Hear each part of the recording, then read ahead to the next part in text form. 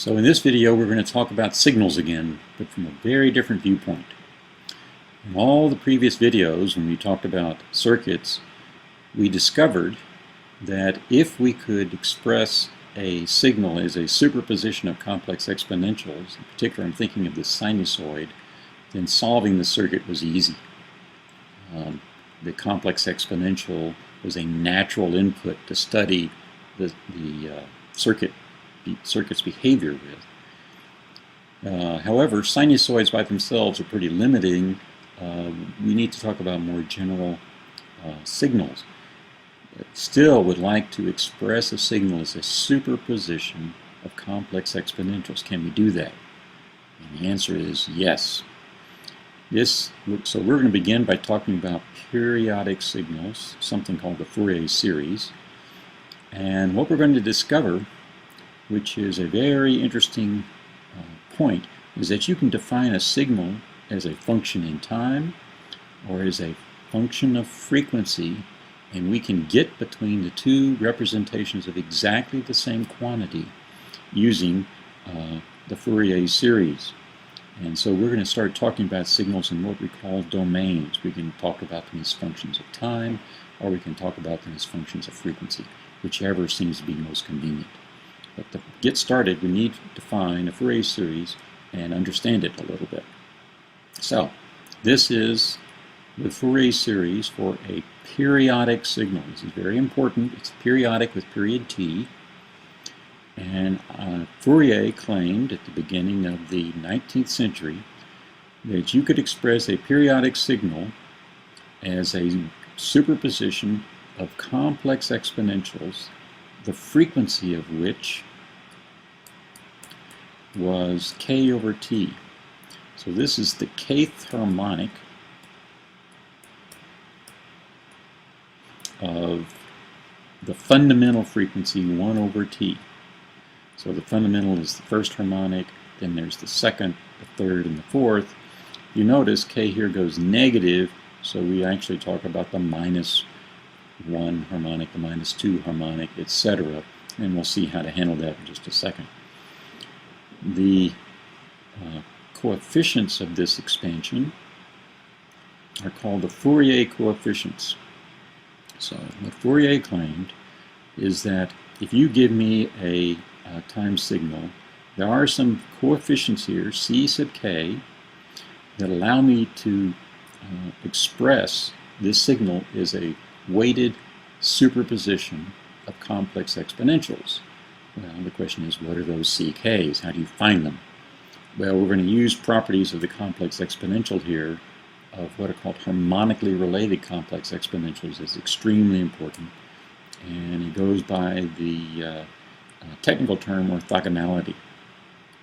So I want to consider this integral between a complex exponential having a harmonic number of k and one that has a harmonic number of -L.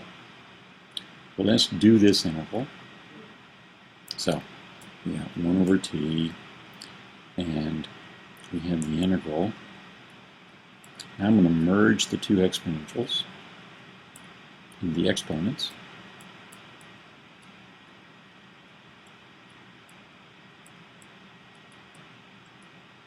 Okay, and do this integral is rather easy.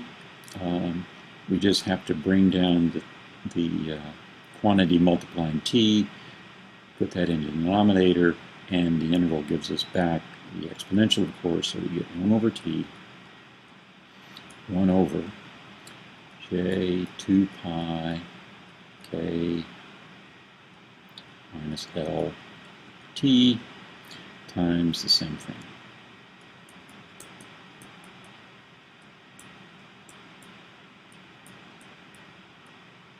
Except now it's evaluated 0 to t. Well, what do we get when we evaluate it at the upper limit here? Well, the t is capital T, so these cancel. And what you're left with is e to the plus j 2 pi times k minus L. And evaluating at 0 gives us 1, of course. Well, What is e to the j2 pi times an integer for any integer? Well, I hope you said that the answer is 1. So this term turns out to always be 1 for any value of k and l. The difference between two integers is another integer, so e to the j2 pi an integer has got to be 1. So it looks like we get 0 for an answer, 1 minus 1 here. That seems to be kind of odd, until we realize over here in the denominator that we have a k minus l. So when k equals l, the numerator here, given by this term, is 1. Well, the denominator is also 0. So we have a problem. Numerator is 0, denominator is 0. How do we figure this out? Well, let's go back and look at the original integral when k equals l. Well, rewriting it just like I did before, k equals l, this is 0, which makes this 1. And so the integral gets very easy. You get the integral of 1 from 0 to t, that's capital T, divide by capital T, you get 1. So that's why this is true. As long as k does not equal l, then you get this integral is 0, but when k and l agree, you get 1. Okay, well, that's a very important property that's very useful. So suppose I take my expression for s of t,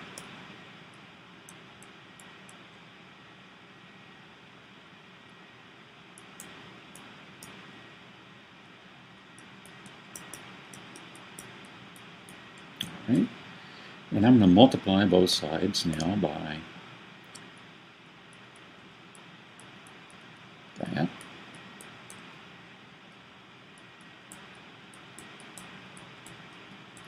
And integrate. Well, we know over here what happens. Over here, the only time you get anything is when k equals l. So what happens, all the terms in this sum disappear except for the lth, whatever L is, and that leaves us with the following result, that the C sub L term is equal to the original signal times a complex exponential having a frequency of minus L over T, integrate and divide by capital T. So the idea is, in order for this to be true, the C sub k's, the C sub l's, have to be given by this, or else it cannot be true. Well, this is a way that, given the periodic signal as a function of time, I can find its kth Fourier coefficient. So there's an equivalence here, which is an important thing to realize. So, given the signal, I can find the C sub k's by using this expression.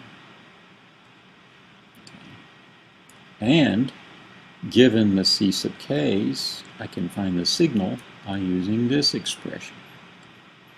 So I can go back and forth, as the arrows suggest here, and between the time domain, expression of the signal as a function of time, and the frequency domain, the expression of the signal as a function here of harmonic index, where as a function of k, you have to give me the C sub k's, and the complex exponentials are understood because we know what the period t is.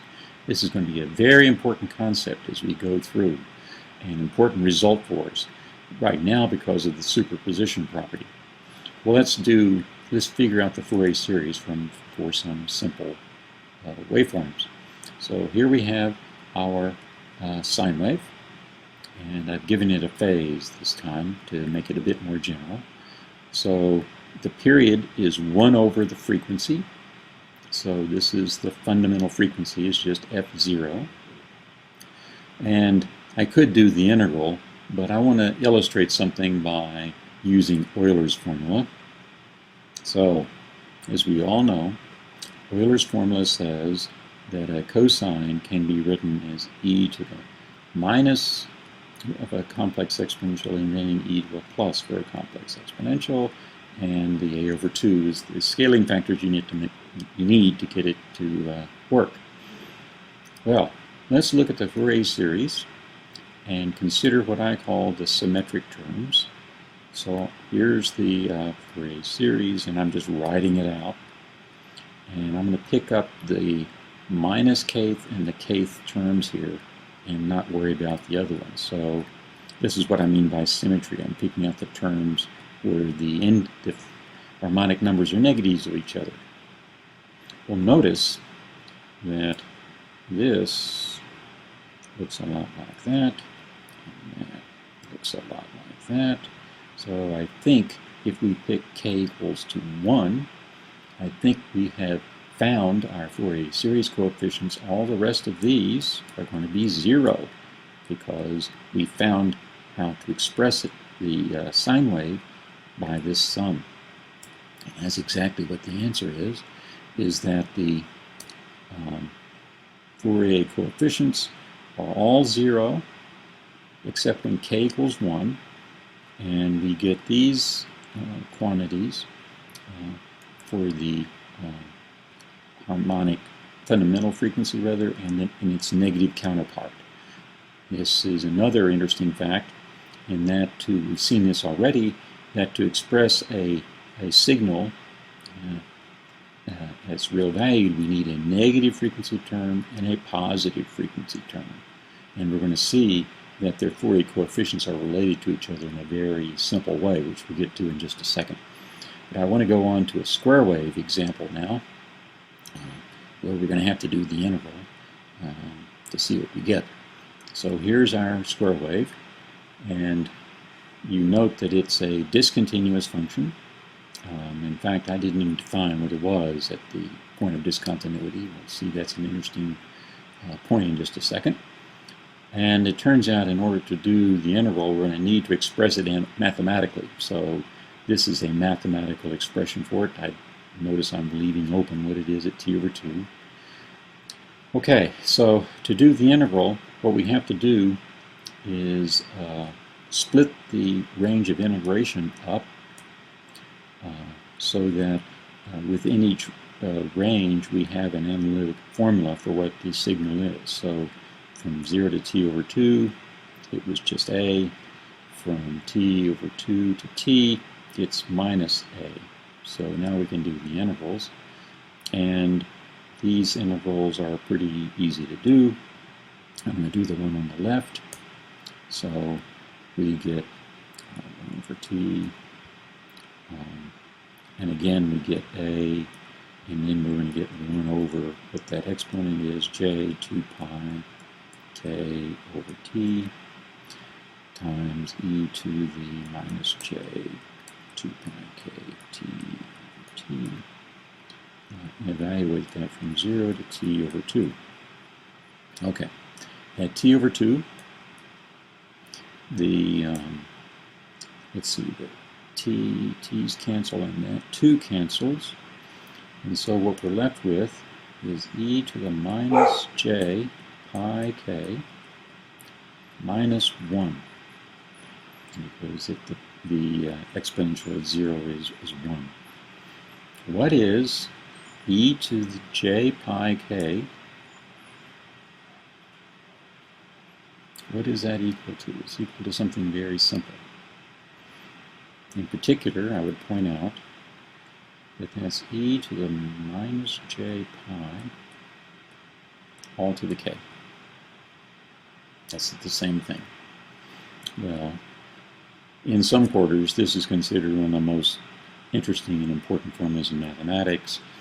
E to the minus j pi, or even e to the plus j pi, is minus 1. So, what we get here is that this is minus 1 to the k. And then we bring along the minus 1.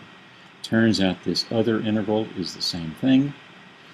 except with a minus sign, and because of the minus sign I had here, the two terms merge, and what we get is the following expression. So, the Fourier coefficient for a square wave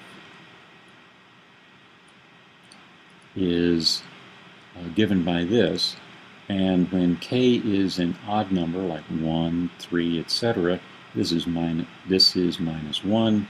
You get minus 1, minus 1, gives you a minus 2, and some things cancel, leaving you with this. Well, when k is even, well, that's 1, and 1 minus 1 is 0, so you always get a 0 here. So, the result is that the spectrum, the Fourier coefficients of a square wave only consist of odd harmonic terms. And furthermore, their harmonics are decaying as 1 over k. As the harmonic number gets bigger and bigger, the coefficient amplitude gets smaller and smaller. Smaller and smaller. So let's plot it. Let's see what it looks like. So here's our Fourier coefficient formula, and here I'm plotting the spectrum of a square. I'm plotting the magnitude in phase of the Fourier coefficient. This should remind you of what we did for transfer functions, where we plotted the magnitude in phase of the transfer function. And so I really am thinking about this Fourier coefficient, though, is a function of frequency, just like I thought about the transfer function as a function of frequency. And I'll re-express this axis in frequency in just a second. So the magnitude, you can see how the coefficients go down like 1 over k when they're odd, and when they're even you get 0, which is what the expression says. So this is the odd harmonic structure, if you will, of the superposition of complex exponentials that express a square wave. The phase is interesting. Again, we have something in Cartesian form. So what's the phase of that? Well, we need to know the phase of 1 over j, and there are lots of ways of thinking about that. That's equal to 1 over e to the plus j pi over 2, and so when that goes upstairs, you get e to the minus j pi over 2, so the phase is minus pi over 2. Okay, and since that term is the same for all of them, the phase is a constant at the odd harmonic terms, and it's 0 everywhere else, because the phase is not even defined. When the magnitude is 0, you might as well call it 0. So that's the spectrum, and a spectrum is a function of frequency. And all I've done here is relabel the axis to express exactly what is the spectrum is a function of f. This is in hertz. Okay, so it consists of something at a complex exponential at 1 over t, 3 over t, 5 over t, etc. So if the period was 1 millisecond, that'd make the fundamental frequency 1 kilohertz. So a square wave that has a period of 1 millisecond has Fourier series coefficients, has a spectrum at a kilohertz, 3 kilohertz, 5 kilohertz, etc. And the amplitude is going down like 1 over the harmonic numbers. That expresses the superposition of complex exponentials that we need to produce a square wave. Very interesting. And now let's do another example. That's a little bit easier to do, but this is a very important example, it turns out, just a little bit later in this course. So it's the periodic pulse sequence. So here's our well-known pulse, has a duration of delta, and I'm going to repeat it every capital T to make what's called a periodic pulse train. So again, I need a formula for it over the period, and here's our formula for the pulse, which I think is pretty straightforward. And doing the integral is very straightforward. You just plug it in, and you get the following answer. Well, I'd like to plot this like I did for the square wave example, but it isn't obvious to me at all what this looks like. I could just type the expression into the computer and have it plotted, but I'd rather get some more understanding here. And I want to show you a cute little trick. This is really important thing to appreciate, and it has to do with this little part of it right here. So a little math. So I want you to note that I have a term that looks like 1 minus e to the minus j theta. Suppose I factor out what we call half the phase. So I'm dividing this phase up here by 2, and I pull out that factor.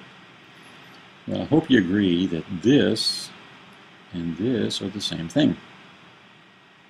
Okay? That cancels that, and now I get my phase back to where it was.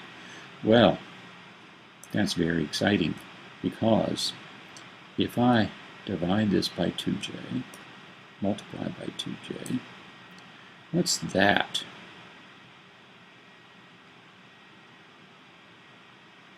Well, that turns out to be Euler's formula for a sine wave.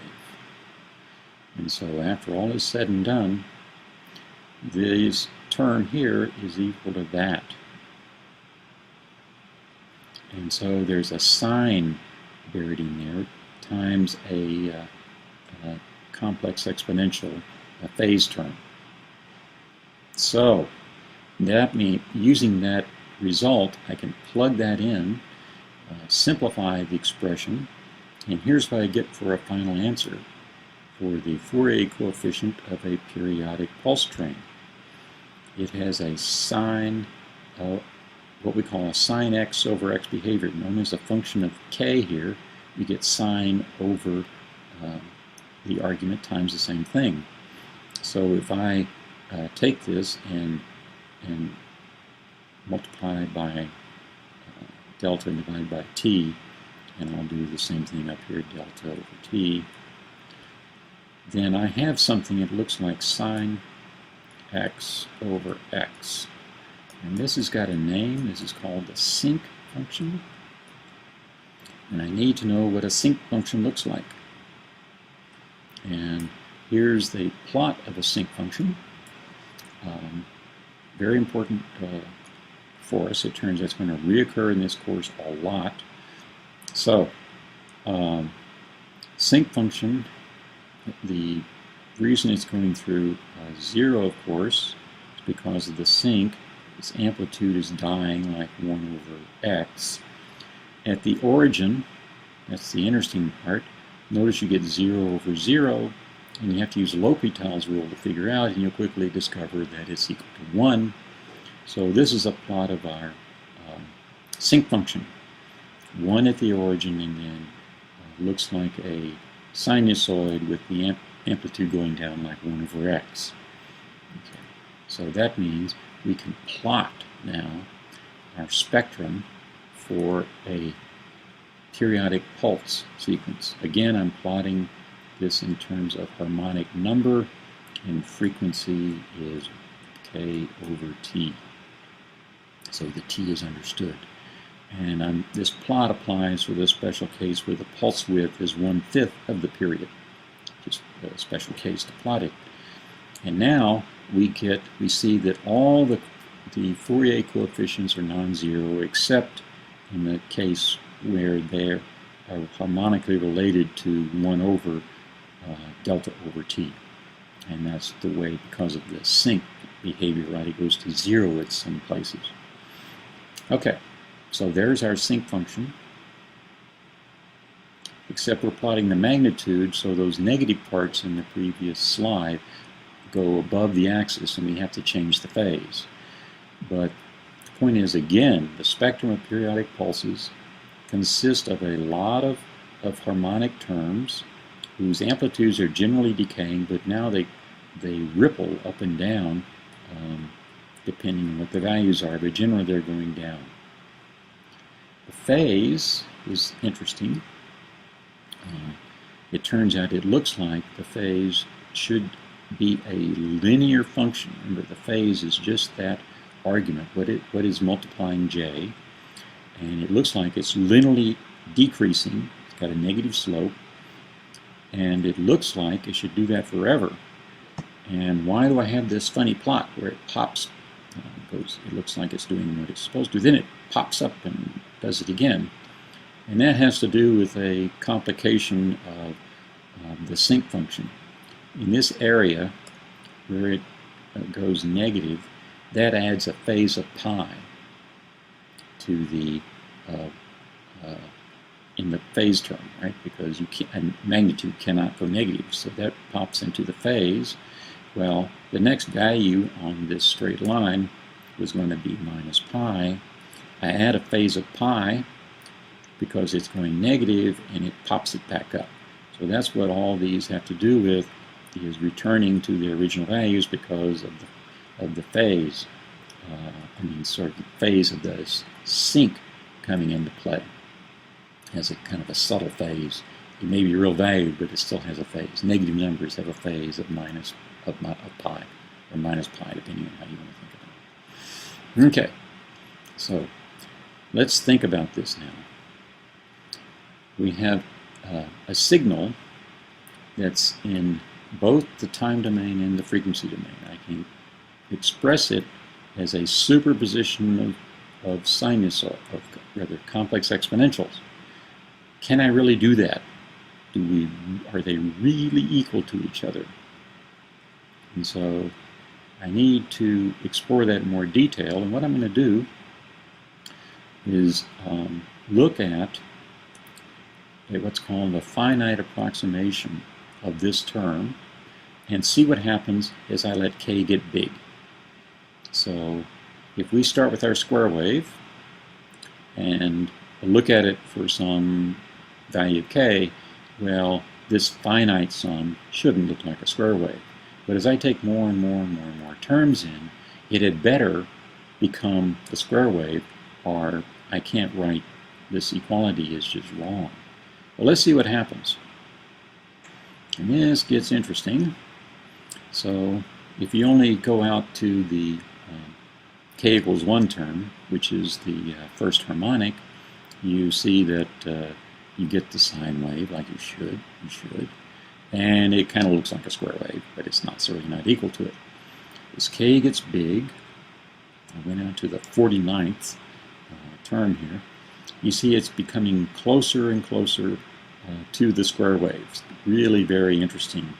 You should plot this for yourself sometime. It's really quite exciting how it works. However, Josiah Gibbs, an American mathematical physicist, pointed out something. He noticed, see these little bumps up here? And it may look like they're diminishing. The ripples inside here definitely are getting smaller, but those little bumps, which he called ears, they're known as Gibbs ears, don't go away. And it turns out they will always be there, and they get closer and closer to the point of discontinuity. It turns out the discontinuities are a problem. Well, let's think about this. If we start with a discontinuous signal, like a square wave, well, complex exponentials are all continuous. How can a sum of continuous things add up to be a discontinuous thing? How can this be true? And so we got to call into question the fact that this may not work right. Does the Fourier series really work? Well, it turns out when Fourier presented his work on the theory of heat to the French Academy of Sciences, his work was examined by 3 mathematicians, Laplace, Legendre, and Lagrange, 3 mathematicians you may have heard of. And they awarded him the prize for the best piece of work, but they really called into question what happens when S is discontinuous. It seemed like it worked, like I showed you, but there's these little points, the Gibbs ears, that things don't quite work right. How do you justify that? Well, we have to go off and do a little bit of mathematics. It is pretty easy. So it's been shown that if you have an S of t that's continuous, like a sine wave or something else that's a periodic, and it has to be periodic. If it's continuous, the Fourier series, the technical word is converges for each t. In other words, this side and this side are equal for every value of t as long as S is continuous. The issue comes when it's discontinuous. And if S of t has discontinuities like the square wave or the periodic pulses we looked at, the Fourier series does not converge at the points of discontinuity. It turns out that for a square wave, I plot a square wave here for a second, and you can evaluate the complex exponentials all at t over 2 and add them up. And it turns out it's going to give you a value, even though for the square wave I didn't assign a value. And the value it's going to assign, it turns out, is the average of the values on either side of the discontinuity. So it's going to assign a value of 0 to what happens at precisely t over 2, even though I didn't define it, of course. So it doesn't converge. It gives a value, but it may not be the value that you want. So how do we think about this? Well, I do want to point out something.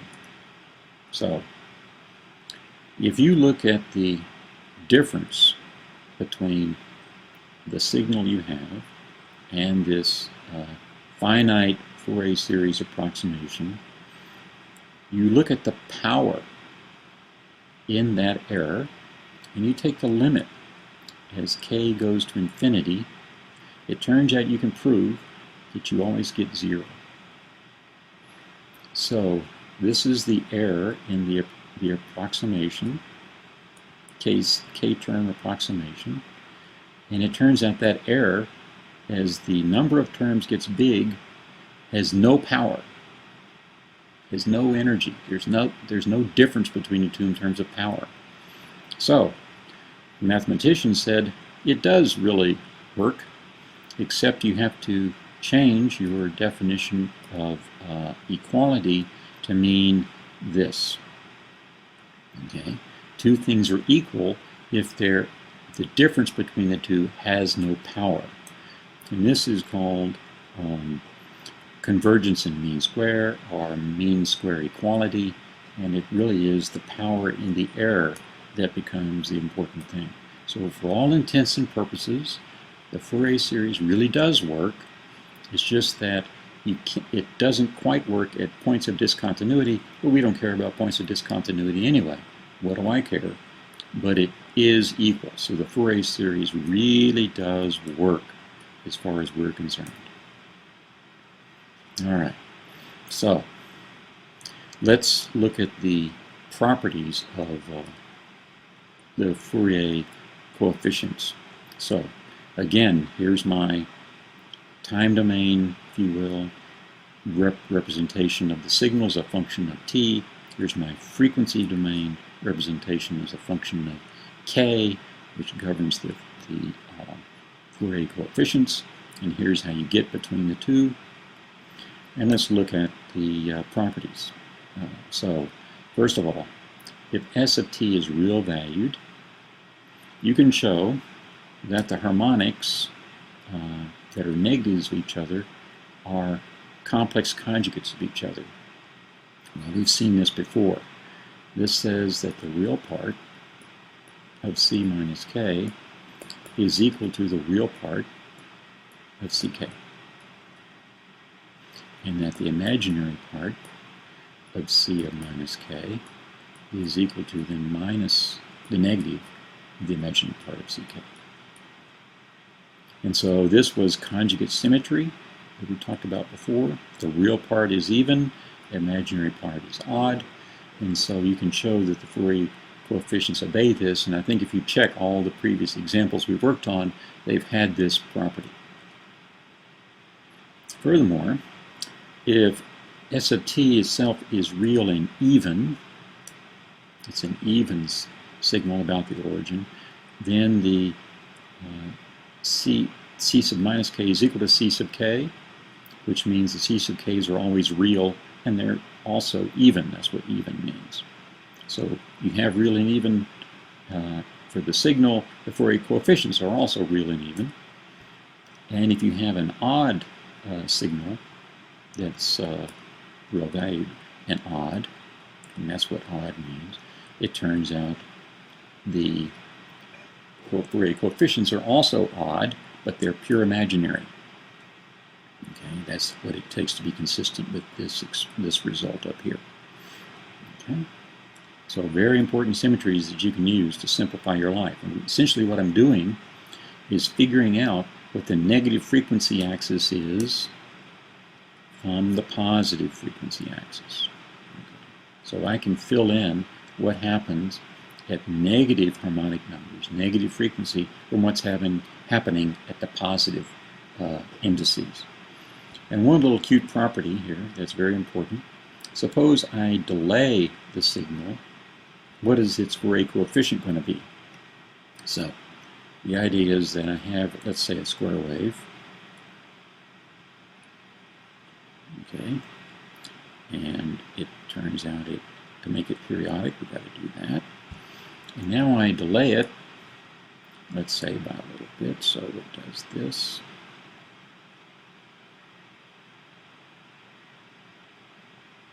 You would think that the Fourier coefficients would be related somehow, and it turns out they are through this linear phase right here. The phase turns out to be dependent on the delay, and then the frequency of the Fourier coefficient enters in. But it looks like a linear delay. I mean, a linear phase. Delay in the time signal corresponds to multiplying the spectral version of the signal by a linear phase. It's linear because this argument up here, which is 2 pi, I'm going to write it a different way, tau times k, is a linear function of k. Okay, well, through the Fourier series, we can study a signal in both time and frequency. They're equivalent to each other. We can go back and forth, and this is going to be a very convenient thing for us to use to explore how signals, what their structures are, and how systems operate on them. So, for periodic signals, the Fourier series is the way we obtain the signal spectrum. The signals can exist in either time or frequency domains. This is really important thing. You may start, we have started with signals as being defined as functions of time, and we use the interval here to figure out what its spectrum is. I'm going to give you an example in the next video where we start with the superposition, and that's the natural thing to do. In other words, start with a frequency domain specification of the signal and see how it's built, what the resulting signal is. So either one is perfectly valid, and this is very exciting and will help us figure out how signals and systems work in modern information systems.